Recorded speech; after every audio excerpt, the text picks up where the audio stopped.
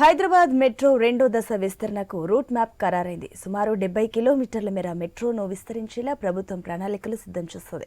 ఇందుకోసం గత ప్రభుత్వ హయాంలో రూపొందించిన పాత ప్రణాళికలను రద్దు చేసి నూతన ప్రణాళికలకు ఆమోదం తెలిపింది. సీఎం రేవంత్ రెడ్డి ఆదేశాల మేరకు ఫేజ్ 2 విస్తరణకు రూట్ మ్యాప్ ను అధికారులు రూపొందించారు. శంషాబాద్ ఎయిర్పోర్ట్ ను నూతనంగా హైకోర్టు భవనం నిర్మించి రాజేంద్ర నగర్ ను కూడా కలుపుతూ నగరం నలుమూలలను అనుసంధానం చేసేలా ఈ రూట్ మ్యాప్ ను తయారు చేశారు.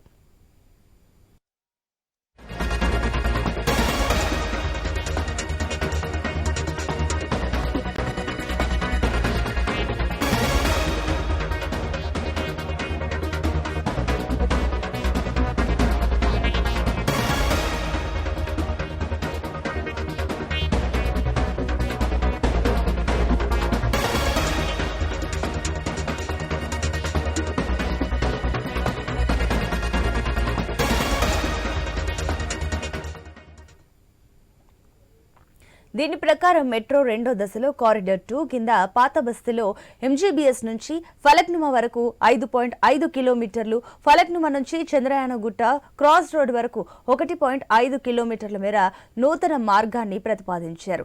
కారిడార్ 4 సూపర్ లైన్లో మైలర్దేవపల్లి, అరంఘర్, రాజేంద్ర నగర్ వద్ద ప్రతిపాదించిన నూతన హైకోర్టు స్థలం వరకు మెట్రో సేవలను అందుబాటులోకి తీసుకురానున్నారు.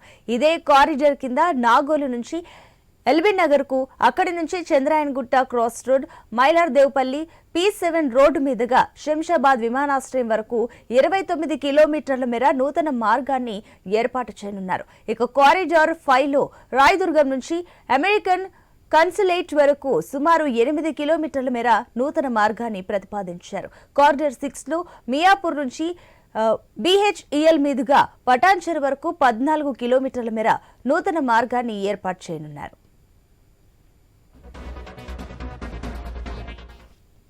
ఇక ఇదే అంశానికి సంబంధించి మరిన్ని డీటెయిల్స్ మా ప్రతినిధి రవిచంద్ర అందిస్తారు. రవిచంద్ర.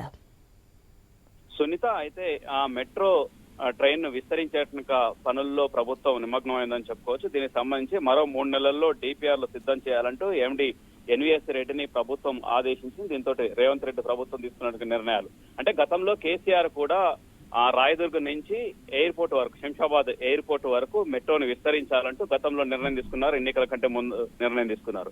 అయితే రేవంత్ ప్రభుత్వం వచ్చిన తర్వాత ఆ నిర్ణయాన్ని రద్దు చేస్తూ ఈయన కొత్తగా కొన్ని ప్రతిపాదనలు ప్రభుత్వం ముందుంచింది. రైల్వే బోర్డు ముందుంచింది, మెట్రోకు ముందు ఉంచింది. ఎన్వీఎస్ రెడ్డి దీని మీద డిపిఆర్లు తయారు చేయాలంటూ మరో 3 నెలల్లో డిపిఆర్ తయారు చేయాలంటూ ఆదేశించింది. అయితే ఇందులో కొత్తగా వచ్చేట్టుగా రూట్ మ్యాప్ లో వస్తే ఇటు మియాపూర్ నుంచి చందానగర్ కావచ్చు, దాంతో పాటు లింగంపల్లి, చందానగర్, అశోక్ నగర్, బీరంగూడ, ఆ విధంగా ఆ పటాన్చెరు వరకు ఆ విధంగా మెట్రో ట్రైన్ రూట్ కొత్త మ్యాప్ రూట్ రెడీ చేస్తారని చెప్పుకోవచ్చు. దాంతో పాటు ఇటు రాయదుర్గ నుంచి ఫైనాన్షియల్ డిస్ట్రిక్ట్ వరకు మరొక రూట్ మ్యాప్ కూడా. జనరల్ గా రాయదుర్గ నుంచి గతంలో ఎయిర్పోర్ట్ వరకు ఏర్పాటు చేయాలా కొత్తగా అన్నారు. ఆ తర్వాత ఇప్పుడు కొత్తగా వచ్చినట్టు ప్రభుత్వం ఈ నిర్ణయం తీసుకుందని చెప్పుకోవచ్చు. ఫైనాన్షియల్ డిస్ట్రిక్ట్ వరకు ఈ విధంగా విస్తరించాలని నిర్ణయం తీసుకుంది. దాంతో పాటు ఇటు నాగోల్ నుంచి ఎల్బీ నగర్ మీదుగా చంద్రాయన్గుట్ట మీదుగా అక్కడ చంద్రాయన్గుట్ట వరకు, ఆ తర్వాత కొత్తగా ఏర్పాటు చేస్తున్నట్టుగా హైకోర్టు ప్రతిపాదిత ప్రాంతం నుంచి రాజేంద్ర నగర్ వరకు మరొక రూట్ మ్యాప్ కూడా సిద్ధం చేసిందని చెప్పుకోవచ్చు. దాంతో పాటు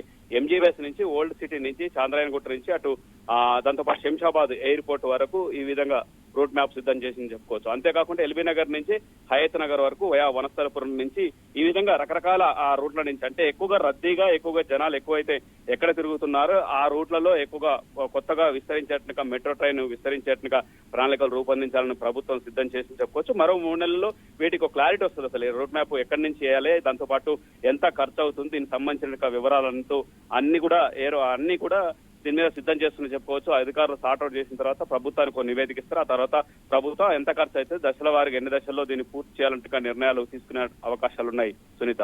ఇప్పుడు రవిచంద్ర, మరోపక్క చూసుకున్నట్లయితే ఈ పాత ప్రణాళికను రద్దు చేసి నూతన ప్లాన్ ను ముందుకు వెళ్తుందని చెప్పొచ్చు. అయితే ఈ పాత ప్లాన్ కి నూతన ప్లాన్ కి ఉన్న తేడా ఏంటి?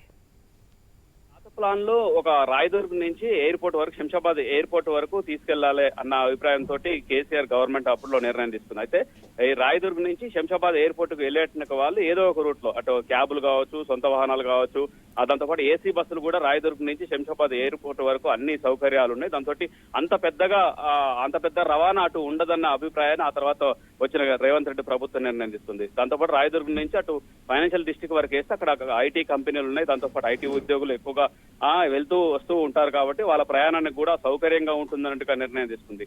అంతేకాకుండా గతంలో నుంచి జనాల నుంచి వస్తున్నట్టుగా రెస్పాండ్ ముఖ్యంగా మియాపూర్ నుంచి అటు పటాన్చెరు వరకు ఎక్కువగా పటాన్చెరు ఏరియాలో కార్మికులు కావచ్చు, కంపెనీలు ఎక్కువగా ఉంటాయి, కార్మికులు ఉద్యోగులు ఎక్కువగా వస్తూ పోతూ ఉంటారు. దాంతో ఆ రూట్ మొత్తం రద్దీగా ఉంటుంది. ఏది మియాపూర్ నుంచి చందానగర్ కావచ్చు, దాంతోపాటు లింగంపల్లి, అశోక్ నగర్, బీరంగూర ఆ రూట్ లో బాగా బిజీగా ఉంటుంది. అలాంటి ఏరియాలో ఎక్కువగా రూట్ మ్యాప్ క్లియర్ చేసేసి ఆ విధంగా మెట్రో ట్రైన్ ఏర్పాటు చేస్తే మంచిగా సౌకర్యంగా ఉంటుందన్నట్టు అభిప్రాయంతో నిర్ణయం తీసుకుందని చెప్పుకోవచ్చు. దాంతోపాటు ఎల్బీ నగర్ లో కూడా అంతే, వలసలపురం నుంచి అయతనగర్.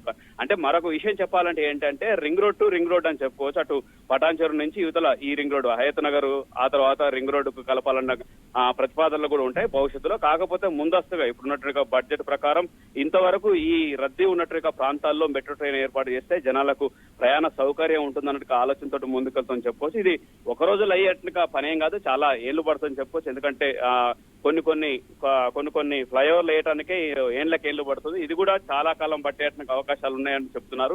ఏదేమైనప్పటికీ 3 నెలల్లో డిపిఆర్ చేసేసి ఆ తర్వాత ప్రభుత్వం బడ్జెట్ కేటాయించి నిలకడగా ఒక దశల వారీగా ఈ పనులు చేసేట కార్యక్రమంలో ప్రభుత్వం నిమగ్నమైందని చెప్పుకోవచ్చు. దీంతో ఎండి ఎన్విఎస్ రెడ్డితో పాటు మిగతా అధికారులు కూడా దీని మీద ఆలోచనలు చేసేసి ముందుకెళ్తున్నారని చెప్పుకోవచ్చు. Sunitha. Right Ravichandra, thank you for the update.